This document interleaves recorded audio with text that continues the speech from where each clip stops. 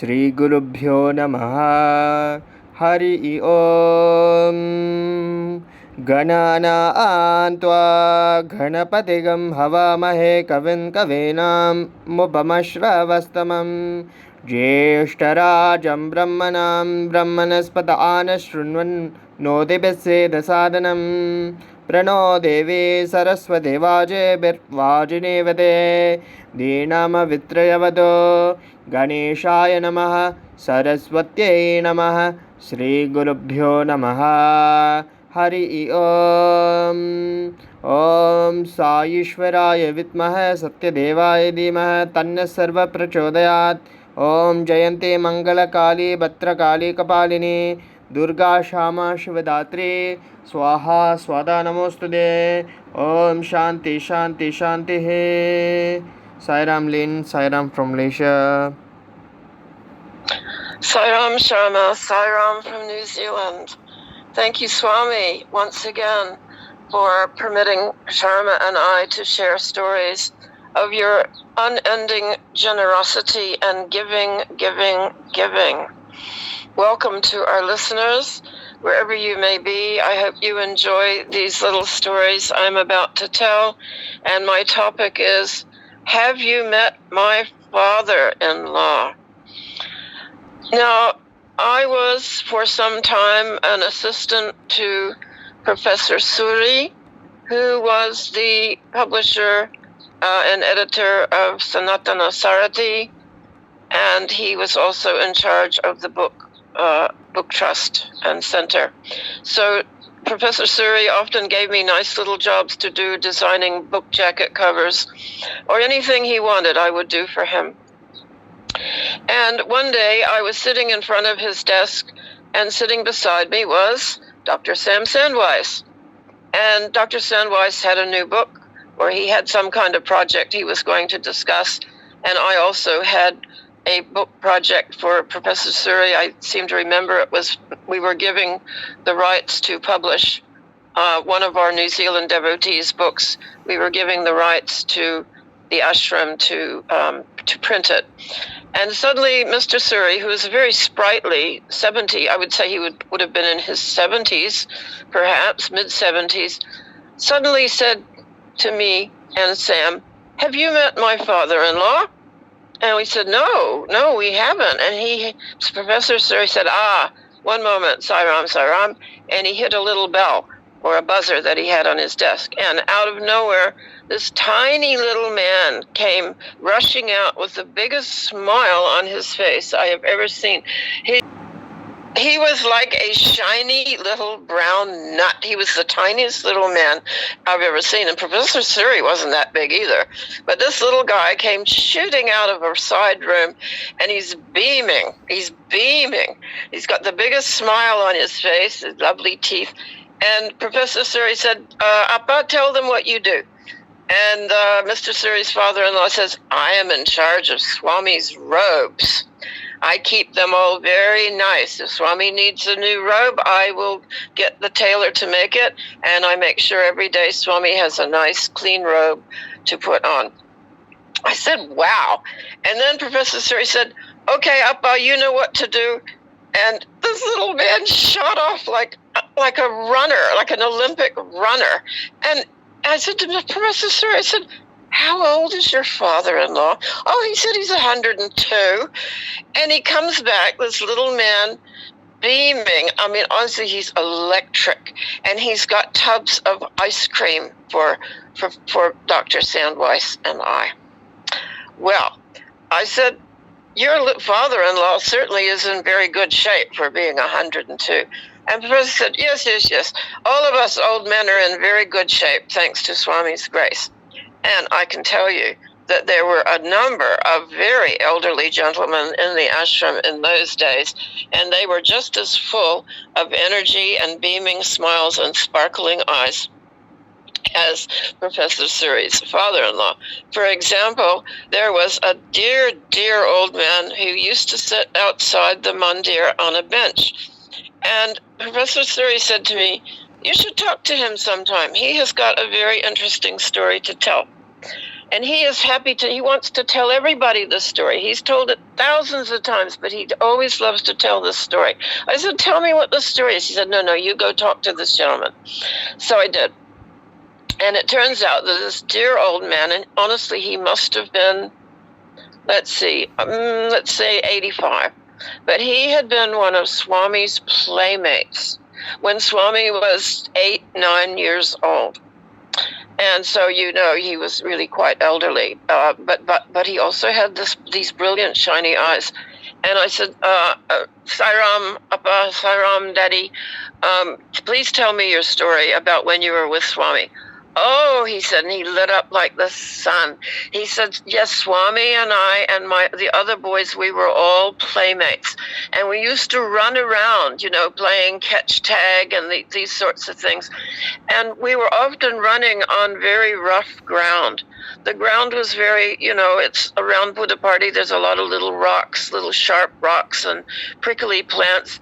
And he said we were, sometimes it could be quite painful running across the sand like we would do.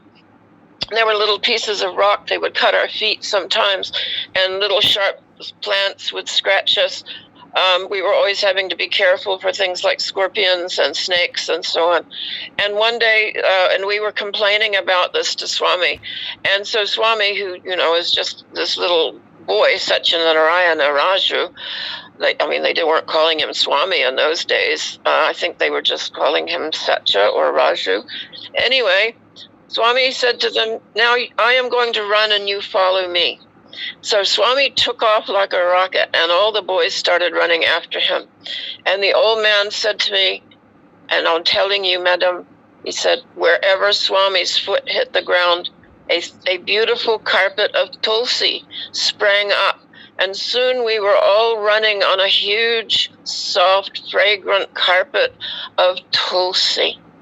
And we ran, and the fragrance of the tulsi made us all so blissful as we were running through it. It was softer than a cloud. And finally, Swami sat down on a rock and said, let us all make tulsi garlands. And they all sat around making tulsi garlands. And the old man said, nobody could make a garland faster than Swami. It was like lightning how he made them. Great, big, heavy, thick garlands of tulsi.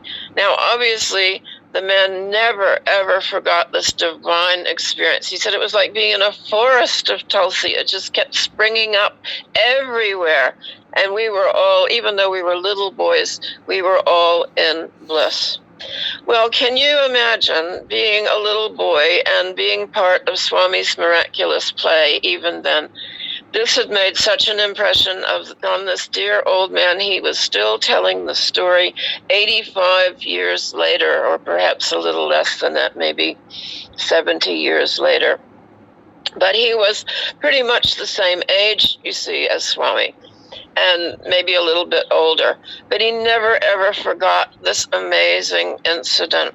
It just took one incident like that to impress on that man for the rest of his life the wonder and glory of our Lord. And he was perfectly happy to sit there on that bench outside the mandir and tell anyone who cared to listen his wonderful memories of being Swami's playmate. And Swami had a number of his old playmates and school friends who were by then very elderly and living there in the ashram. Swami was taking care of them. And in other videos I may have mentioned, Swami had several elderly people all around him who just loved him. They weren't office bearers. They had no particular important role. And I say that with quotation marks because all of our jobs are important, no matter how lowly they may seem to worldly people. Whatever we do for Swami is very important. Whether we are telling stories of his life, whether we are asking him or praying to him, or just giving him our love. It's important. It is more important than anything else we can possibly do in our lives as Sai devotees, is giving him back the love that he gives to us. In another incident, there was a beautiful old man who sat in the one of the men's canteens. I think it was the northern canteen because my husband saw him quite often. He was 105 years old and as bright and sprightly as anything you could imagine. He sat in a wheelchair and he was very happy just serving cold tumblers of water from the cooler to the men who were there for their lunches and evening meal. And he said, I am more than happy doing this. And it turned out that he had actually been a very, very high-ranking CEO of a very large Indian company, very successful man all of his life. And when he retired, all he wanted to do was serve cold water in the men's canteen. In another incident, I remember Professor Venkatraman, once he had completed his tenure as vice chancellor at Swami's university there in Prashanti Nilayam, Swami said to him, now, what would you like to do? And Professor said, Swami, I would be very happy to just peel vegetables in the men's canteen. And how humble is this? Here is someone who has received the Padma Shri for his work in atomic energy in India and taught physics in Swami's university and then gone on to be vice chancellor. And now he just wants to peel vegetables. And Swami said, no, we will do radio. And Professor says, well, I don't know anything about radio. I'm a physicist. Swami said, no, you do, I'll help. You do, I help. Remember this. If you're ever wondering how you are ever going to go about doing something that looks like it might be difficult or beyond you, remember Swami saying, you do, I help. So just have a go. Even if someone asks you to do something very difficult, think of this. With Swami behind you, you can do so much more than you think you can. I can tell a few other stories of elderly ladies. Also, in fact, Swami on the occasion of his 80th birthday, Swami actually spoke about 5 of the devotees who had served him with the most love and dedication. And he honored those 5 devotees because they were still alive back then. And this was in 1986. And of course, the first person Swami called upon was Professor Kasturi. Dear Professor Kasturi, Swami called him up and said, he had been a newspaper man. He had been, in fact, he had been a satirist, someone who writes stories or makes jokes or puns about people. And in the early days, he had actually made fun of Swami as a newspaper man. But for various reasons, Swami was able to bring Kasturi to him. He gave him the editorship of Sanatana Sarati and 11 volumes of speeches of Bhagwan, and the only authentic biography of Swami under the title Satyam Shivam Sundaram that was written by Professor Kasturi. And Swami honored him. By this time, these 5 devotees, who I'm going to describe briefly, were all in their 80s. They were what we call an octogenarian devotees. The second one was Sri N.S. Krishnappa. He came to Swami in 1956 at the age of 66. And he was looking after the Prashanti Mandir garden and succeeded Sri Seshagiri Rao as the priest in the mandir. This is age 66. If you think life doesn't begin at 60, think again. It does. It can if you are Swami's devotee.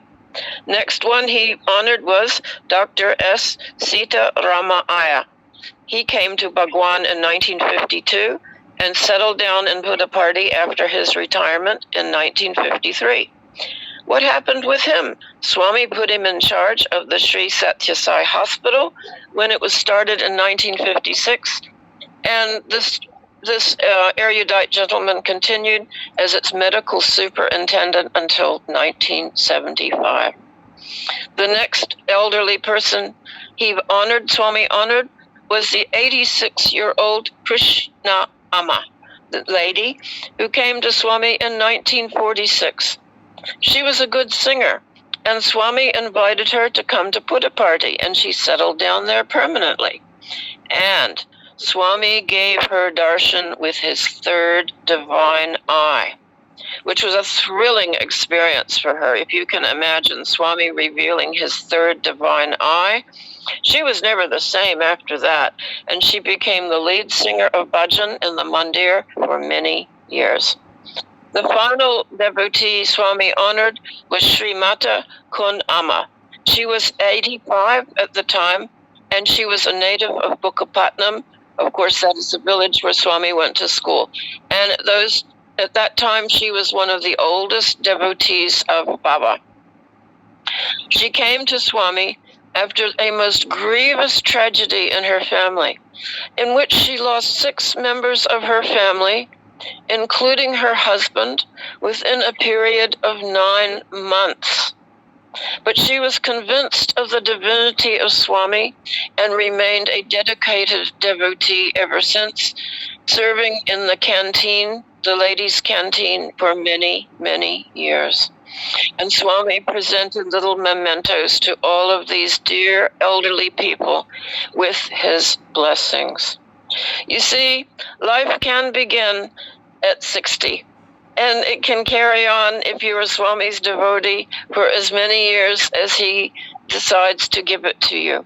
It was very touching to me to see these elderly people with their eyes full of stars and the biggest smiles running around the ashram in their years, what we would call their golden years, when most of us would be sitting in a rocking chair, fiddling with our glasses and trying to find our false teeth. Not these people. They were on fire for Swami. And it is with great pleasure I have enjoyed relating these stories to you all. God bless you all, and Om Sai Ram. Om Shri Sai Ram. Tasmat karunya bhavena raksha raksha Sai Ishvara. Hari Om Tat Sat Shri Sai Ishvara Arpanamastu. Om Shanti Shanti Shanti.